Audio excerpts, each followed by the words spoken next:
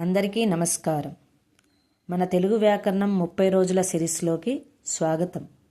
ఈరోజు మనం విభక్తి ప్రత్యయాల గురించి లోతుగా తెలుసుకుందాం. అసలు విభక్తులు అంటే ఏంటి, ఆ విభక్తులు ఎలా ఉంటాయి, ఆ విభక్తులు ఎన్నిసార్లు చదివినా కూడా గుర్తుండడం లేదు కదా, వాటిని పర్మనెంట్గా మీ మెదడులో నిలిచిపోయే విధంగా ఈరోజు మనం తెలుసుకుందాం. ఫస్ట్ కింది వాక్యాలను గమనించండి. ప్రహ్లాదుడు విష్ణువుని గురించి తపస్సు చేశాడు. గాలికి కిటికీలు రెపరెపలాడుతున్నాయి. జంతువులు మనకంటే ముందున్నాయి. జ్ఞానేంద్రియాల చేత మనం గ్రహించగలుగుతున్నాము. దుఃఖం వలన బాధలు వస్తాయి. ఈ 5 వాక్యాలు మనకు అర్థమవుతున్నాయి కదా. ప్రహ్లాదుడు విష్ణువుని గురించి తపస్సు చేశాడు. ఏంటి, ప్రహ్లాదుడు విష్ణువు గురించి తపస్సు చేశాడు. గాలికి కిటికీలు రెపరెపలాడుతున్నాయి. ఏంటి, గాలికి కిటికీలు రెపరెపలాడుతున్నాయంటే కొట్టుకుంటున్నాయి. జంతువులు మనకంటే ముందున్నాయి. ఏంటి, ఏదైనా విపత్తు సంభవించినప్పుడు మనుషుల కంటే ముందు జంతువులు గ్రహిస్తాయంటారు కదా, జంతువులు మనకంటే ముందున్నాయి. ఈ వాక్యం కూడా మనకు అర్థమైంది. జ్ఞానేంద్రియాల చేత మనం గ్రహించగలుగుతున్నాం. ఏంటి, మన చుట్టూ జరిగేటి అన్నీ మన జ్ఞానేంద్రియాల ద్వారానే మనం గ్రహించగలుగుతున్నాం. ఈ వాక్యం కూడా మనకు అర్థమైంది. దుఃఖం వలన బాధలు వస్తాయి. ఏంటి, దుఃఖం వలన బాధలు అనేటివి వస్తాయి. ఈ 5 వాక్యాలు కూడా ఎటువంటి వ్యాకరణ దోషాలు లేకుండా కరెక్ట్గా ఉన్నాయి. ఇప్పుడు మనం ఈ 5 పదాలను తొలగించి ఒకసారి చదువుదాం. ఏంటి, ఈ గురించి, కీ, కంటే, చేత, వలన, ఈ 5 పదాలను తొలగించి ఒకసారి ఈ వాక్యాలను చదువుదాం. ప్రహ్లాదుడు విష్ణువును తపస్సు చేశాడు. గాలి కిటికీలు రెపరెపలాడుతున్నాయి. జంతువులు మన ముందున్నాయి.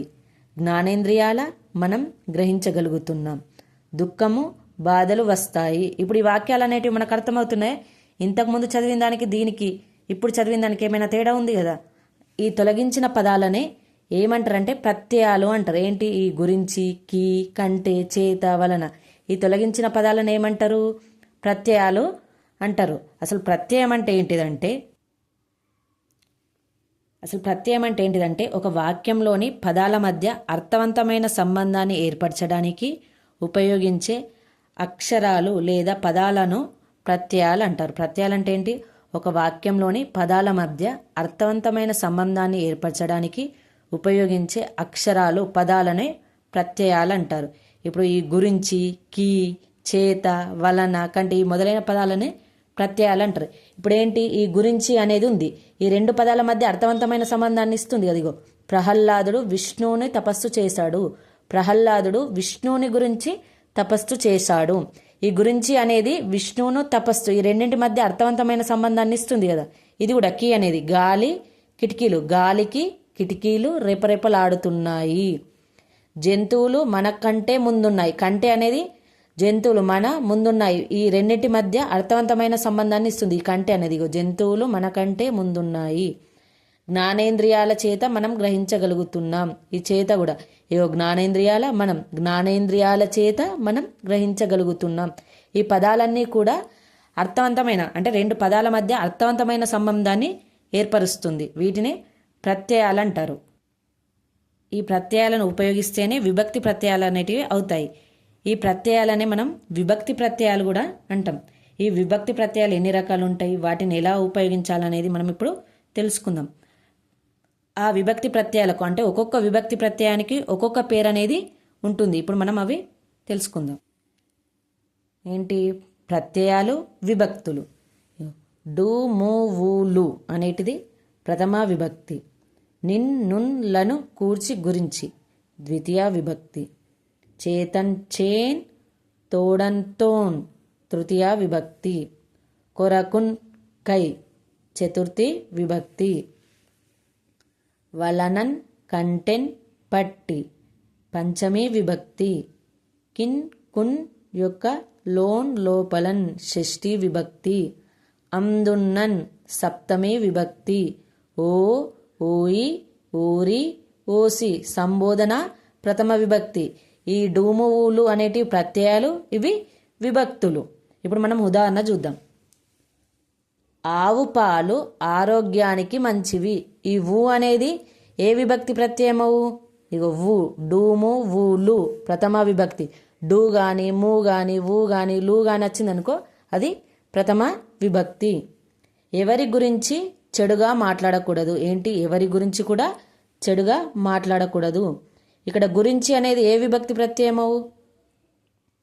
ఇగో నిన్నులను కూర్చి గురించి. ఇగో ఇక్కడ ఉంది గురించి అనేది ద్వితీయ విభక్తి. నిన్ కానీ, నున్ కానీ, లన్ కానీ, కూర్చి కానీ గురించి వచ్చిందనుకో అది ద్వితీయ విభక్తి అని గుర్తుంచుకోవాలి. వాల్మీకి చేత రామాయణం రచించబడెను. ఎవరి చేత రామాయణం రచించబడింది? వాల్మీకి చేత. చేత అనేది ఏంటి? తృతీయ విభక్తిగో చేతన్ చేన్, తోడన్ తోన్. చేతన్ కానీ, చేన్ కానీ, తోడన్ కానీ, తోన్ అనే పదాలు వచ్చినాయి అనుకో అది తృతీయ విభక్తి అని గుర్తుంచుకోవాలి. నెక్స్ట్, ప్రత్యేక తెలంగాణ రాష్ట్ర ఏర్పాటు కొరకు ఎందరో వీరులు ప్రాణత్యాగం చేశారు. ఏంటి? ప్రత్యేక తెలంగాణ రాష్ట్రం కొరకు ఎందరో వీరులు ప్రాణత్యాగం చేశారు. కొరకు అనేది ఏ విభక్తి?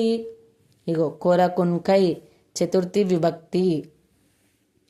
కరోనా వలన విద్యార్థుల చదువులకు ఆటంకం ఏర్పడను. ఏంటి? కరోనా వలన విద్యార్థుల చదువులకు ఆటంకం ఏర్పడను. ఈ వలన అనేది ఏ విభక్తి? పంచమి విభక్తి. ఇగో వలన, వలనన్, కంటెన్, పట్టి పంచమి విభక్తి.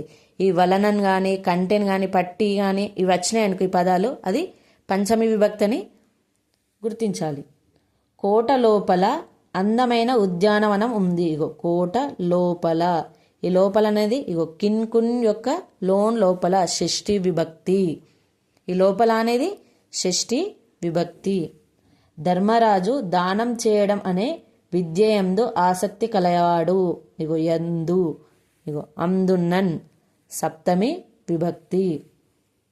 ఓ రామా, ఓయి మానవ, ఓరి రావణ ఇదేంటి?